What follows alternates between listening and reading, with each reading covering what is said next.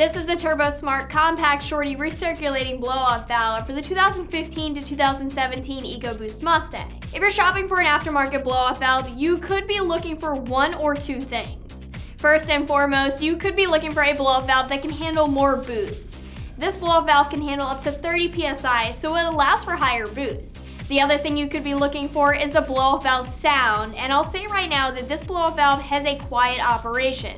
It's a recirculating blow-off valve, which means that the valve recirculates the unused air and routes it back into the intake. So basically, you aren't going to get that crisp release of air sound that I'm sure most of you are familiar with.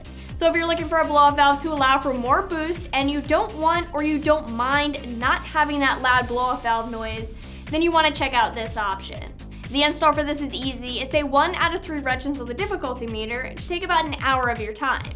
Anytime you look at pumping up boost in a turbo car, you have to make sure that your setup can handle it, and that's going to include everything from the turbo itself to your intercooler to your wastegate and blow-off valve.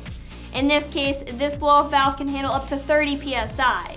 This is a mechanically operated by vacuum, so it's vacuum activated, which is different than the stock blow-off valve. The factory blow-off valve is electronically controlled by the ECU, so there's going to be a little bit of a difference there. One upside of a blow-off valve that's mechanically controlled by vacuum like this one is that it keeps consistent manifold pressure. And you're going to want that consistent manifold pressure for performance reasons. It helps to keep the turbo spooled for better throttle response. If you see a dip that's too hard in pressure, you're going to have turbo lag, and that isn't going to be any fun in between shifts.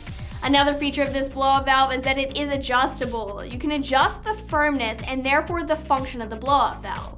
A softer setting means it's going to take less pressure for the blow-off valve to function or blow off the pressure that's built up, and a firmer setting means that the valve will keep that pressure for longer, which will require more boost in order to open the valve. Your adjustment point is the cap, and you just rotate the cap of the blow-off valve in order to adjust it. When it comes to adjusting, you're gonna do that during the install, and Turbosmart does give you a really good set of directions to help you out with that, but I can tell you right now that you can pretty much tune this in an idle sitting in your driveway. You're basically gonna be testing for pressure drops, and you wanna make sure that you have the valve set so that when the car is idling, you can free rev it and it still falls back into a smooth idle. You don't wanna see the car dip in RPMs or even stall out. Another plus of the Kompact Shortie is actually the name.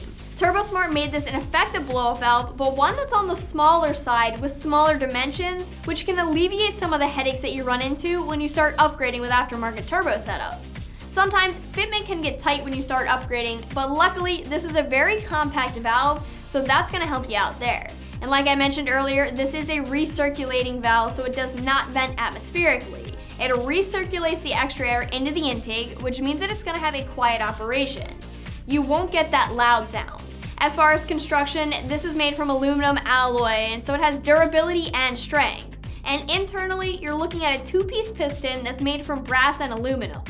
This is also lightweight, and the piston is O-ring sealed. The springs are also an important part of the mix here, and they're engineered to make sure the blow-off valve is as responsive as possible, especially considering the boost capabilities of the blow-off valve. This blow-off valve costs just over $200, and it is currently your only option when it comes to an aftermarket blow-off valve for the EcoBoost.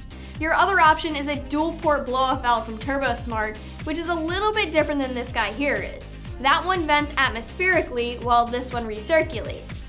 This option is a little bit less expensive too. The install is a 1 out of 3 wrenches on the difficulty meter, and you can expect to spend about an hour getting this installed. You do need to tap in the PCV valve on the back of the throttle body for your boost reference adapter. You'll need to get your vacuum hoses into place as well as remove your stock blow-off valve. The Turbosmart blow-off valve will take its place, but it's only installed one way, so pay attention to that. You'll just have to connect your hoses after that and plug in your solenoid. Once everything is installed, you can adjust your blow-off valve.